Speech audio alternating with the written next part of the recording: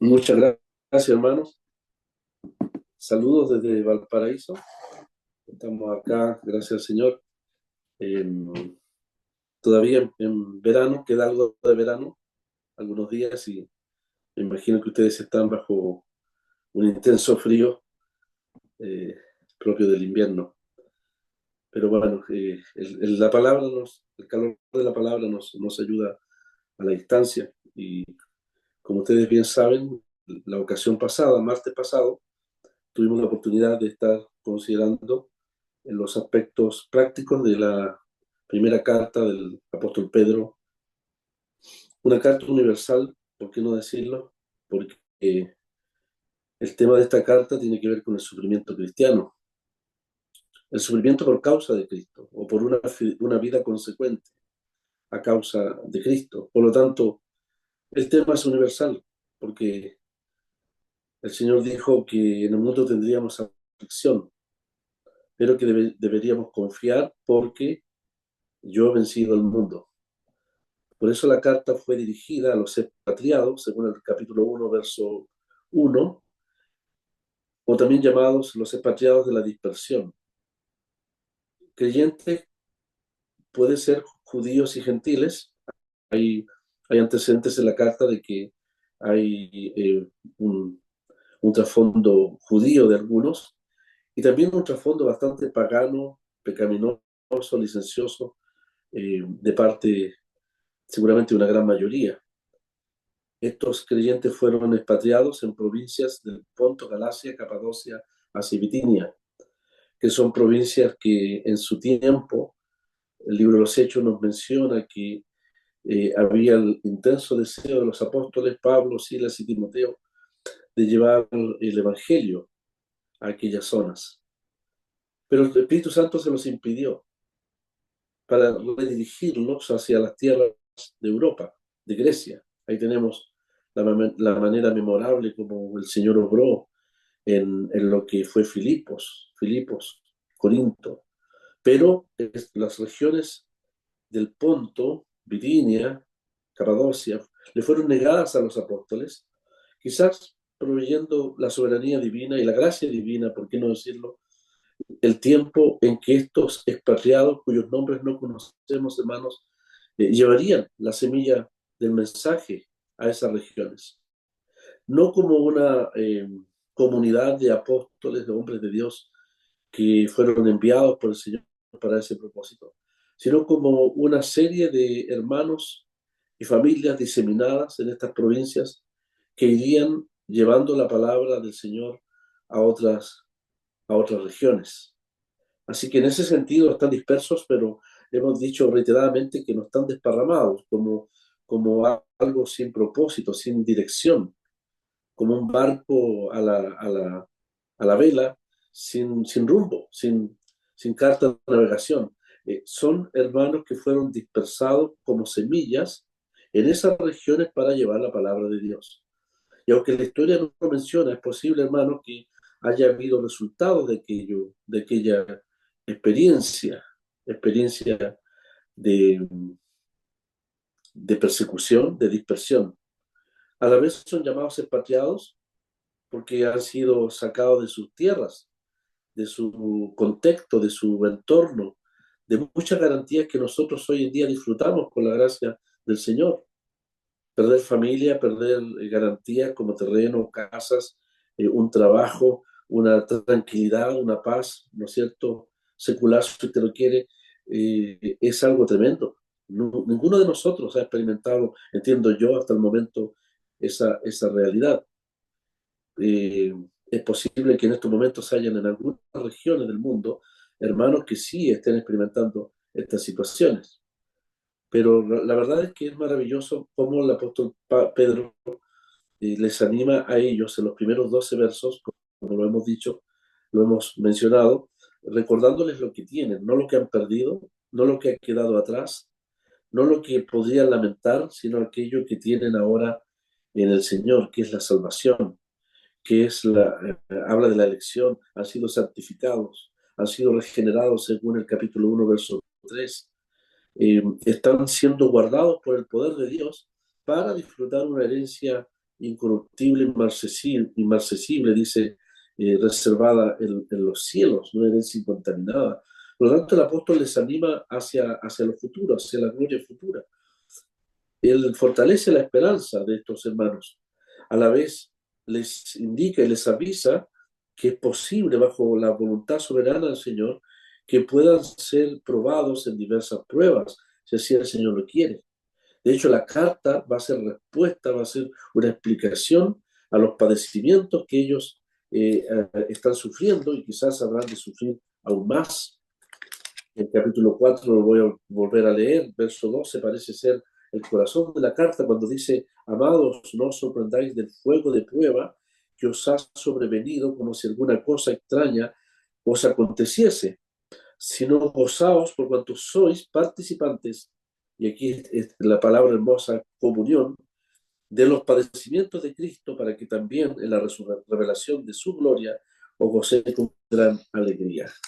Entonces descubrimos en esta carta, hermanos, que el consuelo del apóstol hacia estos hermanos expatriados y dispersos eh, se basa en el hecho de que la persecución, dolor, aflicción que están pasando no es algo meramente circunstancial, no es una mala suerte, no es una catástrofe, no es una tragedia, no, al contrario, está dentro de los propósitos de Dios. Y el apóstol les va a explicar que uno de los propósitos de Dios va a ser probar la fe de ellos.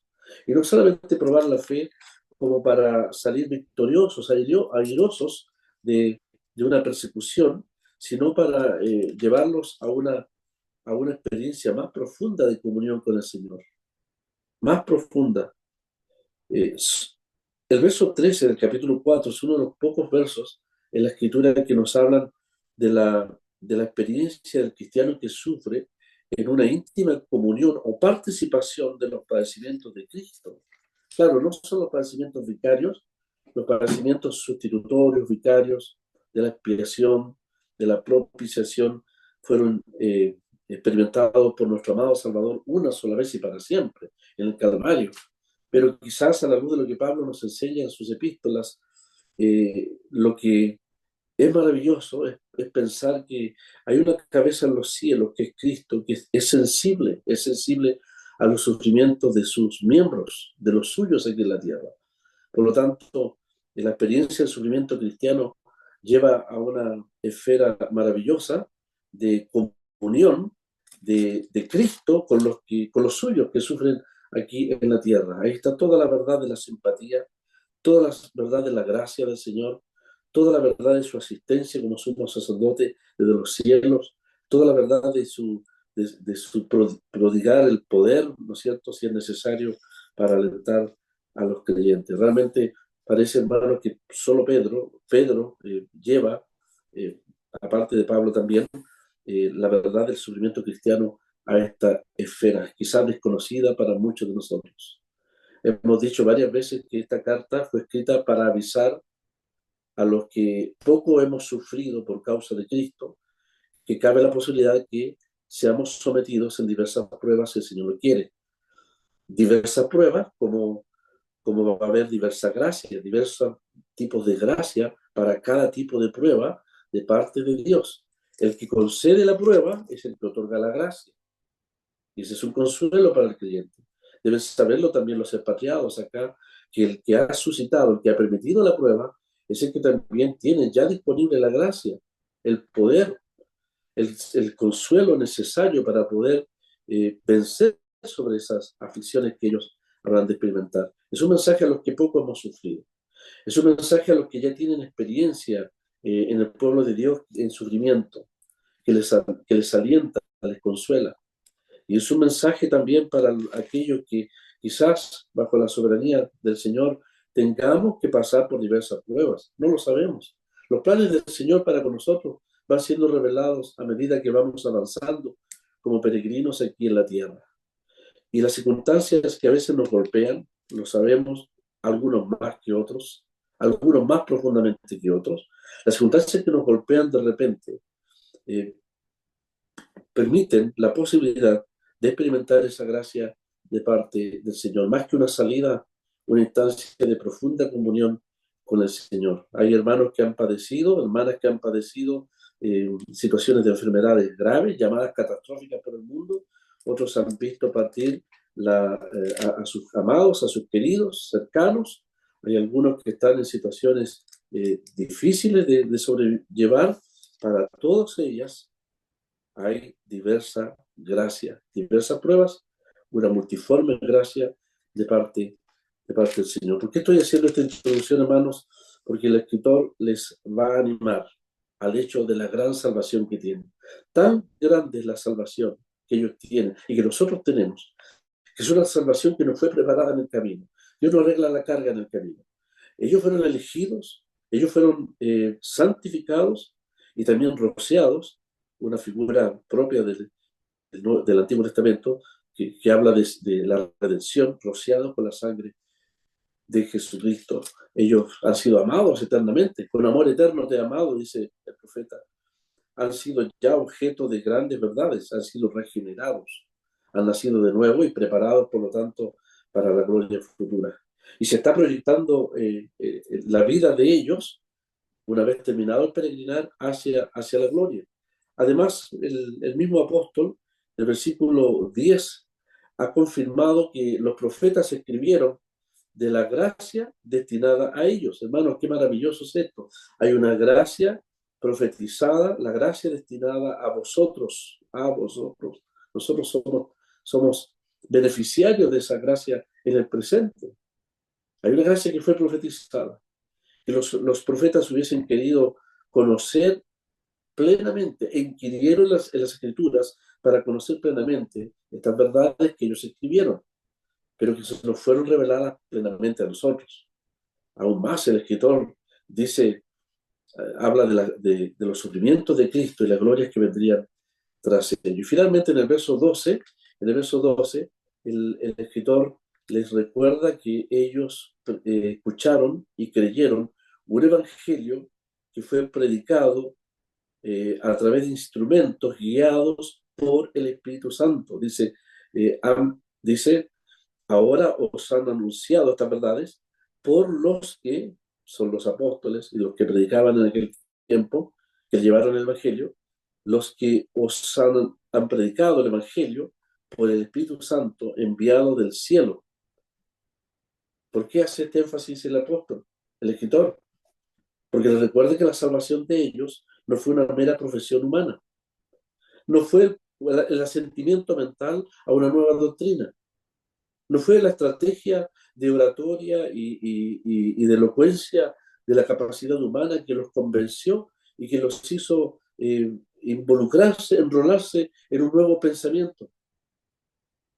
Que si fuese así, la verdad es que esto ha provocado tanto sufrimiento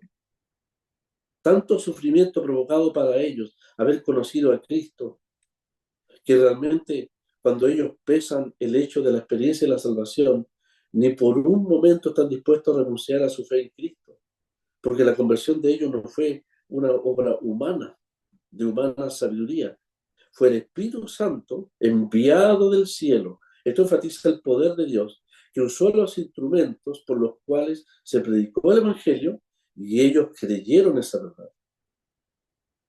Porque esto da fortaleza. Si fuese una mera idea humana, simplemente se la pueden rechazar, la pueden dejar a un lado para dejar de sufrir. La tentación satánica es que es fácil dejar de dar testimonio, no luchar más, no aferrarse más a la fe en Cristo con el propósito de aliviar el sufrimiento. Esa es una de las estrategias satánicas poderosas cuando se está, me imagino, sufriendo en una situación en que más fácil es huir del sufrimiento y si eso implica rechazar a Cristo, dejar de dar testimonio, decepcionarse o desalentarse de las cosas del Señor. Es fácil para la carne humana hacer aquello, pero Él les recuerda que si ellos permanecen firmes en la fe, a pesar de los sufrimientos, es porque la obra de salvación, el evangelio que ellos aceptaron por la fe, fue un evangelio predicado desde el cielo. Cuando yo era jovencito, recién convertido, en mi bautismo, mi padre, en son de despecho, no quería que yo me bautizara. Dijo, bueno, finalmente esto es usó un lenguaje que se usaba en aquel tiempo, es una onda de juventud, es un entusiasmo pasajero, se le va a pasar. Han pasado 40 años, hermanos.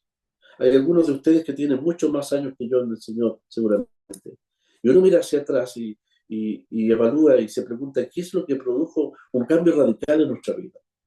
¿Qué es lo que ha permitido que sigamos enfrentando luchas, pruebas, grandes bendiciones? Claro que sí. Sigamos adelante después de tantos años. ¿Fue la estrategia, la capacidad de un hombre que me convenció en una reunión de predicación? No, fue el Espíritu de Dios el que obró, haciéndome consciente de mi culpabilidad como pecador. Y cuando yo acepté a Cristo como Salvador personal, y usted también, hermano, tenemos la plena certeza de que hubo una obra milagrosa, portentosa, que fue el nuevo nacimiento. Ese mismo día, dice el apóstol Pedro, que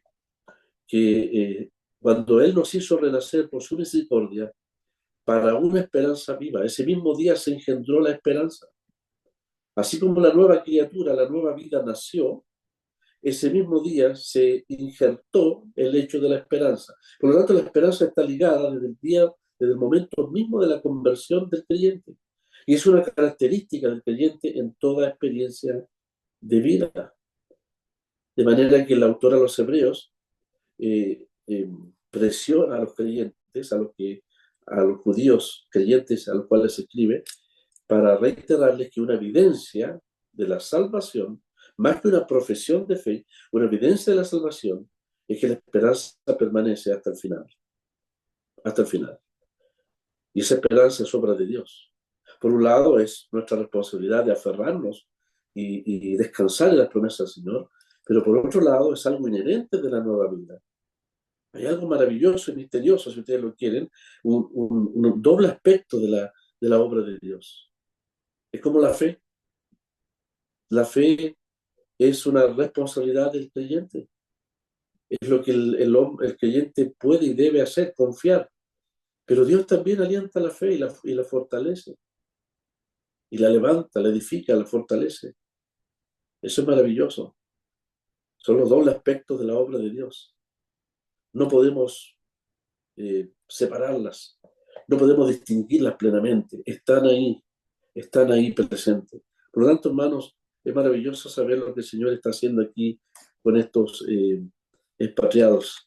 A partir del verso 13, entonces, Él les va a decir, hermanos, en vista de la gran salvación que ustedes tienen, es necesario entonces, y les exhorta a seguir los lomos del entendimiento. Y dijimos el martes pasado que los lomos del entendimiento seguidos significa que ellos debían enfocarse.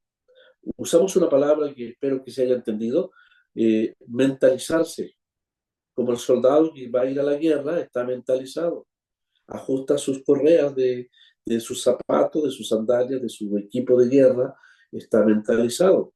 Los que sirvieron al ejército seguramente pasaron por etapas de acuartelamiento, donde no podían distraerse de absolutamente nada, sino estar mentalizados en la guerra. Entre paréntesis, hermano, cuando me estoy recordando, cuando David quiso engañar a Urías Eteo y hacer que ese hombre fuese a su casa y estuviese con su mujer, ustedes conocen el trasfondo de esa sórdida historia, triste historia.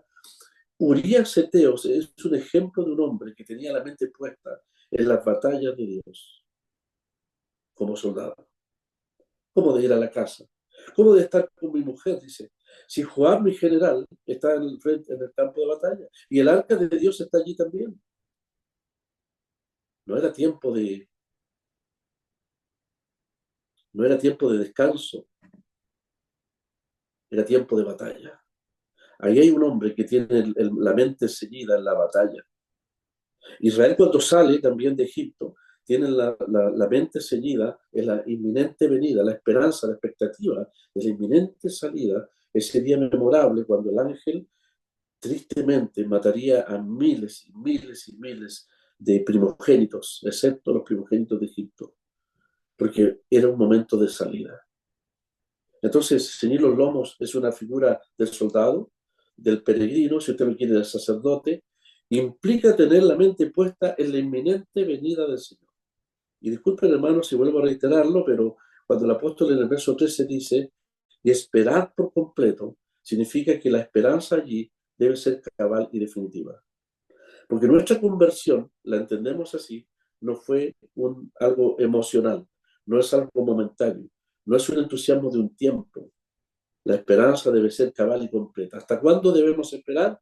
El apóstol dice, en la gracia que se os traerá cuando Jesucristo sea manifestado. Por lo tanto, hasta la venida del Señor. Y cabe la posibilidad que algunos tengamos la experiencia de esperar hasta la venida del Señor. O cabe la posibilidad que otros partan antes. Cualquiera sea el caso. O morir en el ámbito de la esperanza, o ser hallados en una actitud de espera, de descanso de las promesas de Dios en la inminente venida del Señor, es una maravilla, es una gran petición de parte del Señor. En el verso 14, como él habla a personas que están de paso, dice, como hijos obedientes, no conforméis a los deseos que antes teníais, estando en vuestra ignorancia, en vista de que ellos son personas que están de paso, peregrinos.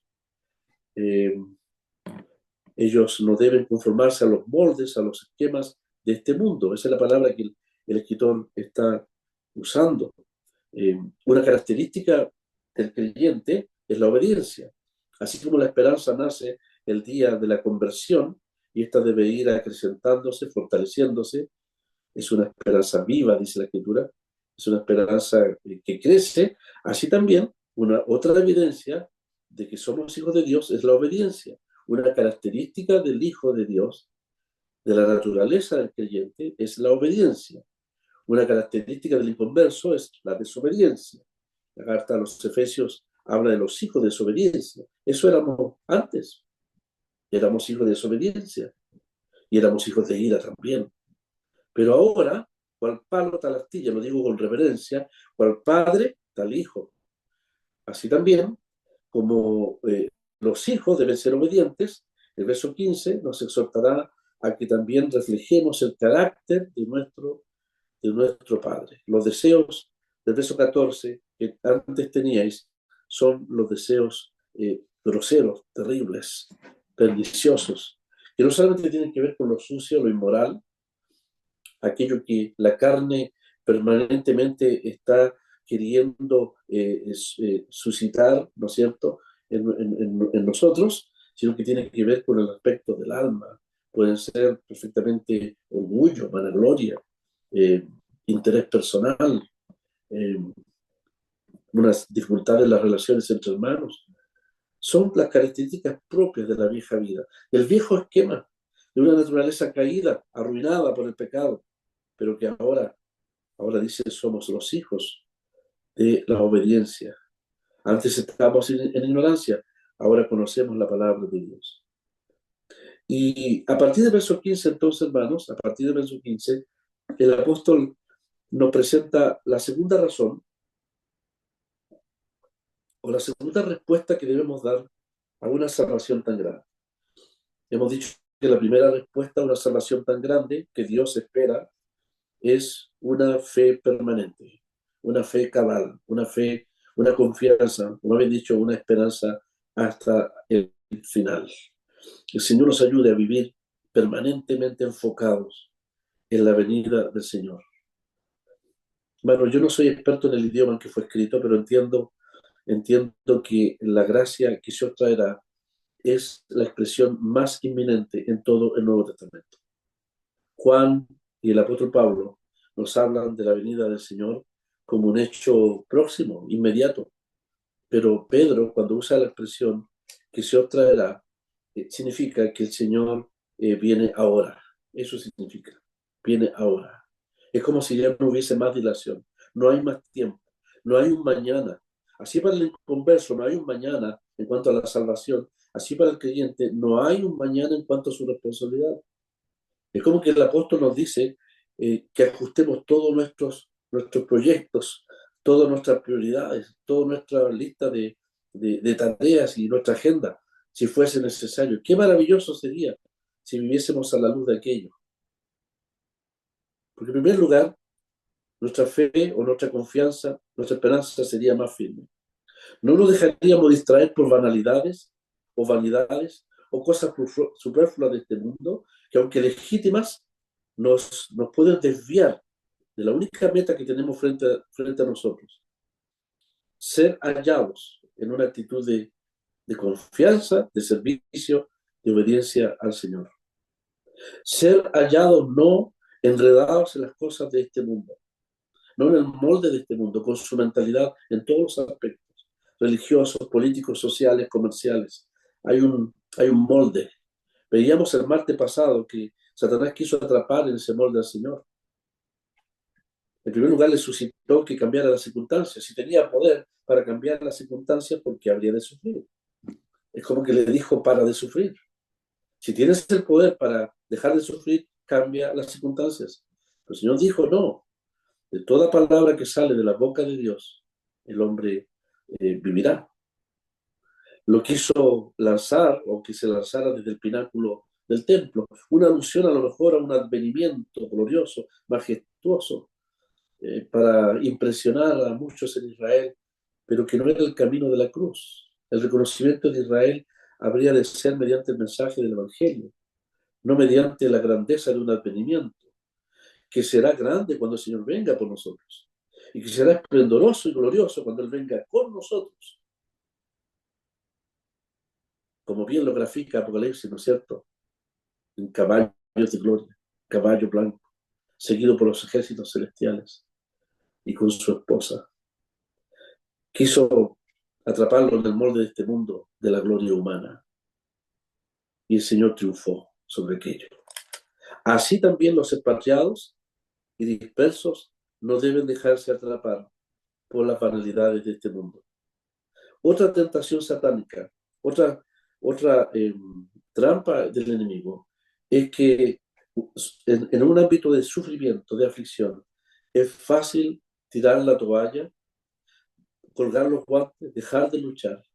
Cuando el creyente deja de luchar, no queda en término neutro. Ha sido la triste experiencia de algunos que dicen ser creyentes, si el Señor sabe la realidad de su salvación o no, que han dejado de perseverar, no para salvación, sino en comunión con el Señor, han dejado las sendas de obediencia, han dejado de confiar, la esperanza se ha debilitado completamente. A veces usamos términos como se ha ido al mundo, ya no caminan las cosas del Señor, y no están en un ámbito neutro, sino que se entregan totalmente a los deseos que antes tenían estando en la ignorancia. Se entregan a las pasiones de este mundo. Algunos caen bajo la inmoralidad y en tantas otras cosas. No, el creyente avanza, si no avanza, retrocede.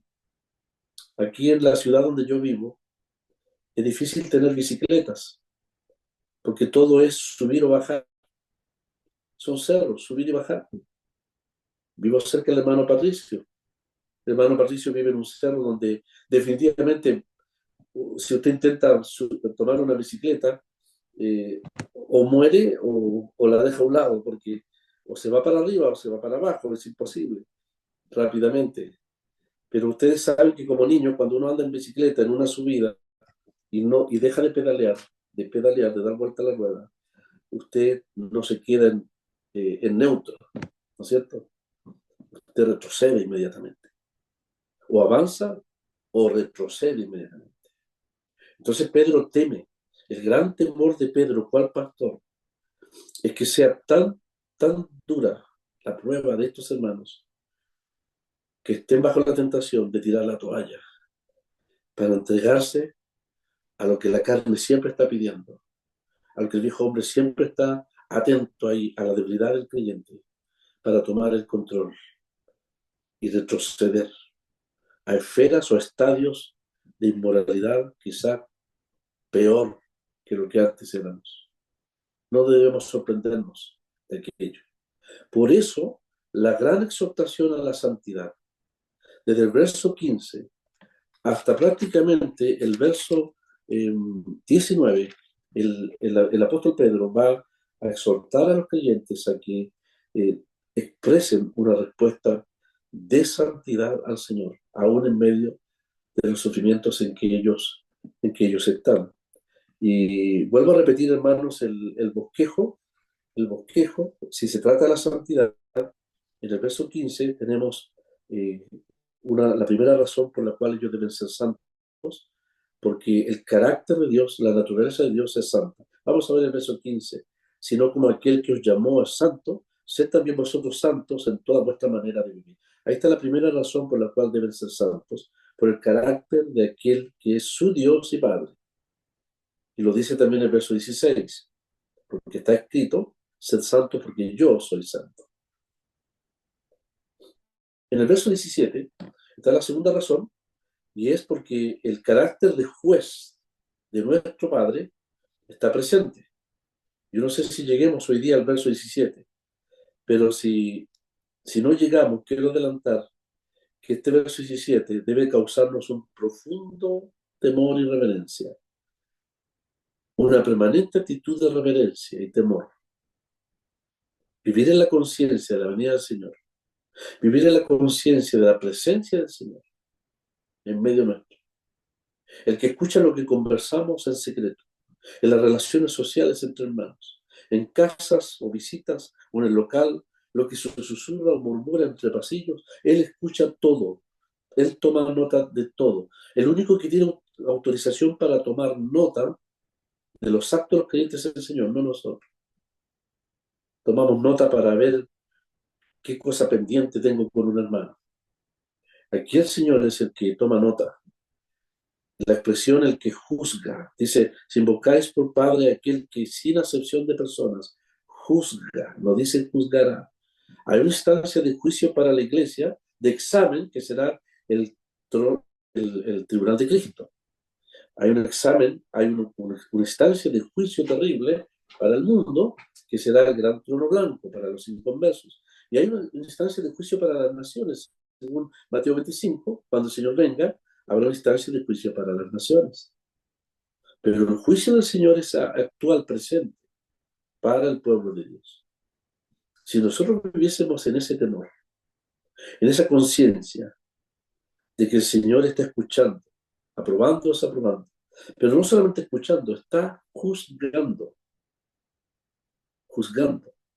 Seguramente algunos hermanos concordarán conmigo que a través de los años hemos sido testigos de tristes experiencias, cuando hermanos se han atrevido a cometer injusticias, ya sea en palabras, ya sea en blasfemias o en acusaciones o en difamaciones contra otros, y pareciera que nada les afectara, pero tarde o temprano el juicio del Señor viene. ¿Qué decir cuando se ofende a la iglesia?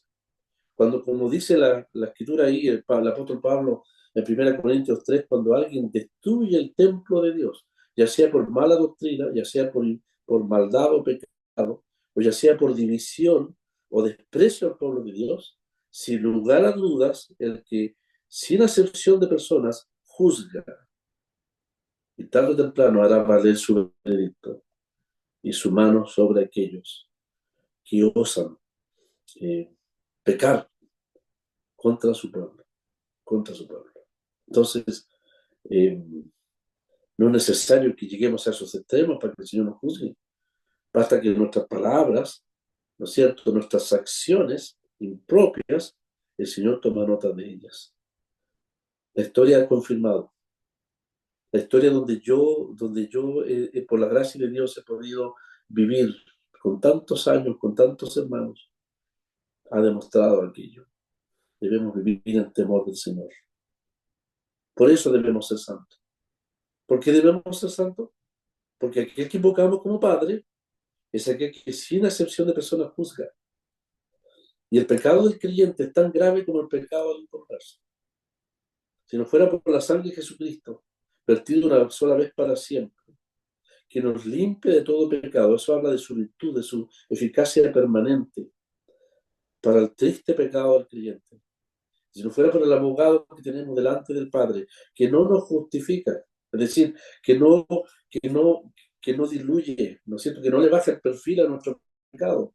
Primera de Juan nos enseña que si pecamos, abogado tenemos para con el Padre, ¿no es cierto?, a Jesucristo el justo. Y eso se refiere al pecado de la relación entre hermanos.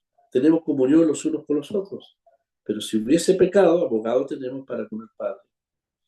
Y ese abogado nunca le baja el perfil a la gravedad del pecado del creyente, sino que al contrario, como bien hemos sido enseñados, nuestro abogado divino, diferente a los abogados humanos, ¿no es cierto?, que siempre tratan de justificar o bajar el perfil a la gravedad de sus representados, nuestro bendito Salvador presenta la eficacia de su sangre ante la gravedad de nuestro pecado. Y si no fuese en virtud de su sangre, no sería posible obtener el perdón de parte del creyente. Un amado hermano siempre decía, la obra de Cristo es tan eficaz, que es tan eficaz, la justicia divina es tan perfecta que si Dios no juzga al pecador culpable, no sería justicia de parte de Dios. Y la obra de Cristo es tan eficaz y tan perfecta a favor del creyente, que si Dios no perdona en virtud de la sangre de Cristo al creyente culpable, no sería justicia. La sangre de Cristo delante del cielo, la sangre vertida hace 2000 años atrás, su obra demanda la total justificación del creyente a un culpable en virtud de la sangre de Cristo. La justicia de Dios, la misma justicia de Dios que exige el pecado del pecador, es la que exige la absolución del pecador creyente delante de Dios. Entonces, primero de Juan nos enseña que no debemos relajarnos en cuanto al pecado, aún como creyente. El pecado siempre es un insulto a la santidad de Dios. Y el proceso que se vive en el cielo es un proceso solemne. Entonces el Señor tiene que intervenir en gracia, en virtud de su obra, a favor del perdón del creyente, que jamás perderá su salvación, pero que sí pierde la comunión por causa de su pecado no confesado. Por lo tanto, todos estos términos nos llevan a una vida de temor y santidad. Vamos a ver que tendremos que tener reverencia, temor al Señor, pero fobia al pecado. Fobia. El apóstol va a usar esa palabra. Fobia al pecado. Huir de la fornicación. Huir de las pasiones juveniles. Huye, dice la Escritura. Tener una verdadera fobia, como el que escapa de un ratón, disculpen lo burdo del ejemplo, el que se aterroriza frente a una araña, etc. Hay fobias, ¿no es cierto? La más importante de todas es la fobia al pecado, pero la reverencia al Señor. Así que, hermanos, tenemos grandes motivos para vivir una vida de santidad. La tercera razón será, y la veremos más adelante en el verso 18, sabiendo que fuisteis rescatados de vuestra vana manera de vivir. Y aquí está la más maravillosa. Todas son importantes, ¿no es cierto? El hecho de que Dios es santo por su naturaleza, el hecho de que el Señor es el juez que está juzgando, tomando nota de nuestras acciones, palabras y pensamientos. Pero hay una maravillosa razón, y es el precio que se pagó. Y Pedro no repara en dedicar 3 versículos, 18, 19 y 20, para hablar de nuestra responsabilidad como creyentes que saben perfectamente que han sido redimidos, para hablar del valor infinito de la sangre de Cristo, y para hablar de aquel que fue destinado por amor a vosotros. Pedro en todo momento está poniendo una tremenda carga de responsabilidad, si usted lo quiere, frente al hecho de que el pecado en el creyente, entregarse una vida de impiedad y no de santidad, es la respuesta que menos Dios espera. Al contrario, lo que Dios espera, en vista del precio que se pagó, es precisamente una vida de santidad. No son ignorantes, ustedes, les dice Pedro. Ustedes lo han sabido desde el día de la conversión, el precio que se pagó. Por lo tanto, cuando nosotros pecamos con los ojos bien abiertos. David, cuando pecó con los ojos bien abiertos. Desagradó al Señor, subestimó al Señor, perdió los escrúpulos.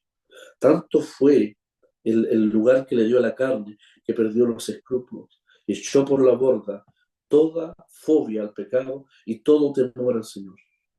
Y sufrió las consecuencias terribles. Por lo tanto, nosotros, al igual que David, y quizás muchos más, sabemos perfectamente el hecho de la gran salvación que tenemos. tenemos una luz plena, tenemos una bendición plena en muchos aspectos. Por lo tanto, el pecado del creyente es gravísimo, gravísimo, gravísimo. Jamás debe bajarse el perfil al pecado del creyente. Y con todo respeto lo digo, aquellos que son llamados como ancianos o bebedores, la santidad conviene a tu casa. En situaciones sórdidas y terribles que demandan excomunión, jamás debe bajarse el perfil, ni diluirse la gravedad del pecado al testimonio de Dios, para perjuicio del mismo que lo comete y para mal testimonio en medio del mundo. El apóstol entonces está recordando la importancia de la santidad. Seguramente más adelante va a recordar la importancia del amor. Dios es amor, Dios es justo, Dios es misericordioso, pero aquí enfatiza el carácter incambiable, inmutable de Dios como santo. Verso 15 entonces, si lo leemos de nuevo, verso 15, permítame terminar, hermanos, con el verso 15, nos quedan algunos minutos, y verso 16, dice la palabra entonces, sino como aquel que os llamó es santo, sed también vosotros santos en toda vuestra manera de vivir, porque escrito está, sed santos porque yo soy santo. Entonces, en el verso 15 tenemos la demanda de la santidad en vista del carácter santo de nuestro Dios. Aquel que invocamos por Padre es también santo. Se demanda entonces ser santos en nuestra manera de vivir. El apóstol enfatiza el llamamiento, dice, sino como aquel que os llamó es santo. Entonces, enfatiza nuevamente el privilegio del llamado de Dios. No hay tiempo para verlo, pero en el 1.15 de Pedro dice que somos llamados, lo hemos leído, a ser santos. En el 2.9, usted tiene buena memoria, ¿no es cierto? Dice que fuimos llamados a su luz admirable. En el capítulo 2.9 dice que somos linaje escogido, real sacerdocio, nación santa, pueblo adquirido por Dios, para que anunciéis las virtudes de aquel que os llamó de las tinieblas a su luz admirable. En el 2.21, un hermoso pasaje, dice, para esto fuisteis llamados, porque también Cristo padeció por nosotros, es decir, llamados a seguir la pisada del Señor en el sufrimiento. Y si adelantamos en el 3.9, la palabra dice, sabiendo que fuisteis llamados para que heredaseis bendición. Y finalmente en el 5.10, al final de la carta, el apóstol dice, mas el Dios de toda gracia que nos llamó a su gloria eterna en Jesucristo, después que hayáis padecido un poco de tiempo, Él mismo os perfeccione, afirme, fortalezca y establezca. 5 veces, hermanos, aparece el llamamiento de Dios a nosotros en diferentes aspectos. Cuando se trata de esta vida de peregrinos, claramente el apóstol enfatiza el llamado a una vida santa. Ese llamamiento es un llamamiento que tiene un propósito eterno. Efesios 1.4 dice que fuimos inclusive destinados o predestinados para ser santos y sin mancha delante de Él. Cualquiera sea el entendimiento que tengamos, limitado o no, de la idea de la predestinación, aquí está la razón, una de las razones para las cuales fuimos predestinados. Dice, para ser santos y sin mancha delante de Él. Es interesante que cuando Pedro habla de elección y habla de un llamamiento, sabemos el para qué, para ser santos y sin mancha, ¿cierto? Como Romanos capítulo 8, para ser semejantes al Señor. El por qué también lo sabemos, por su gracia, por su misericordia. Pero el cómo de la elección, el cómo de la predestinación, tema que seguramente seguirá siendo controversia por más de 500 años, no lo sabemos. El cómo no lo sabemos. No tenemos la capacidad para entenderlo plenamente. Lo dejamos ahí. La sola lectura de la palabra y la existencia del Espíritu Santo nos dará la luz. A lo mejor no lo entendemos todo, lo vuelvo a repetir, pero lo tenemos todo. No entendemos todo, los conceptos de la Biblia, pero lo tenemos todo. Y yo me aferro a aquella verdad. Doy gracias a Dios por tenerlo todo en Cristo. Seguramente en la gloria entenderemos muchos conceptos que aquí en la tierra no entenderemos. Pero sí el apóstol enfatiza que si hubo un llamamiento, ese llamamiento es de siglos atrás, y Dios nos proyecta al presente y al futuro en Cristo, precisamente para ser santos y sin mancha delante de Él. Por eso los apóstoles llamaban a la iglesia a los santos, a los fieles y santos, etcétera. 1 Corintios, a los llamados a ser santos, santificados también en Cristo Jesús.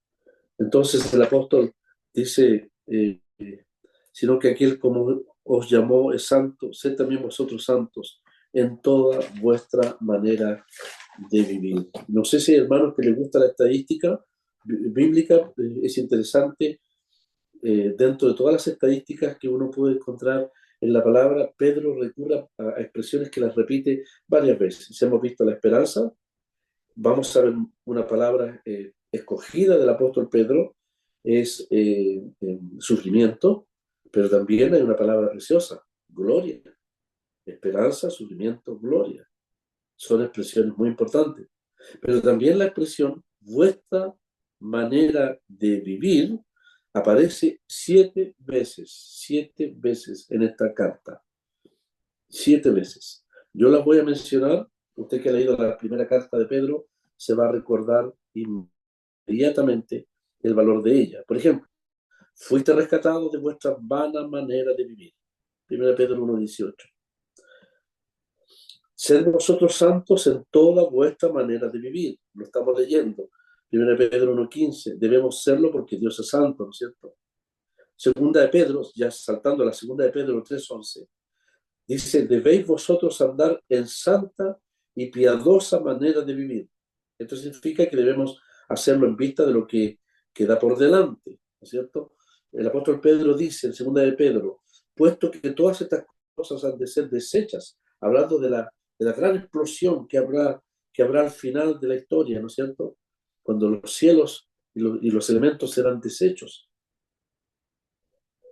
quemados por el fuego de Dios. Dice, puesto que todas estas cosas habrán de ser desechas, ¿cómo no debéis vosotros, dice, vivir en santa y piadosa manera de vivir? Qué importante ese texto, lo repito, segunda de Pedro 3:11. Pero en el capítulo 2 también, verso 12, dice el apóstol que debemos mantener una buena manera de vivir entre los gentiles. Eso se refiere al testimonio entre los gentiles. No sé si algún día llegaremos a estudiar ese texto. Eso es 1 Pedro 2:12. ¿Por qué? Porque ellos pueden ser ganados para el Señor. Aún la mujer cristiana con marido inconverso puede ganar a su marido por su buena manera de vivir. Así lo dice el capítulo 3, verso 2. Considerando vuestra conducta casta y respetuosa. Y la palabra conducta es manera de vivir. Entonces los maridos inconversos pueden ser ganados por la buena manera de vivir de sus esposas, ganadas para el Señor. Ganados sin palabra, dice el verso 3:1. El capítulo 3, verso 1, dice que vuestra santa conversación, decía la Biblia, la de 1909, dice que pueden ser ganados sin palabra por la conducta de sus esposas. Y la palabra conducta es exactamente, en el idioma en que fue escrita esta carta, manera de vivir, vuestra manera de vivir. Y la última expresión, en el 1 de Pedro 3:16, habla de aquellos que nos demandan razón de la esperanza que hay en nosotros. Dice, sean avergonzados los que os calumnian por vuestra buena conducta en Cristo, dice el capítulo 3, verso 16, teniendo buena conciencia para que lo que murmuran de vosotros como de malhechores sean avergonzados los que calumnian vuestra buena conducta en Cristo. Hermanos, si 7 veces está mencionado, quiere decir que tiene mucha importancia. Y claro que tiene importancia el buen testimonio. El buen testimonio en el hogar, el buen testimonio en la escuela, el buen testimonio de la mujer con marido en converso, De hecho, el capítulo 2 va a hablar del buen testimonio ante las autoridades. No seamos, dice, honrad a todos, amad a los hermanos, temed a Dios, honrad al rey. Porque esta es la voluntad de Dios, que haciendo el bien hagáis callar la ignorancia de los hombres insensatos. Entonces hay un testimonio ante los gobiernos de este mundo.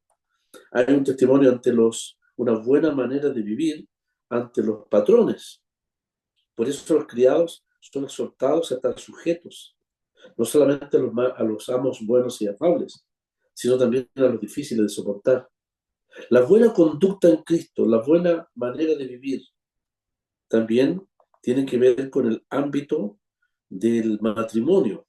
Las mujeres se sujetan a sus maridos, los maridos igualmente viven sabiamente con ellos. La buena conducta del marido es una conducta sabia para con su esposa, dando honor a la mujer como vaso más frágil y como coherederas de la gracia de la vida, para que vuestras oraciones no tengan estorbo. Entonces, la buena manera de vivir se refleja en el ámbito de la familia. No hay una inconsecuencia, no hay un doble estándar, no debiera haberlo.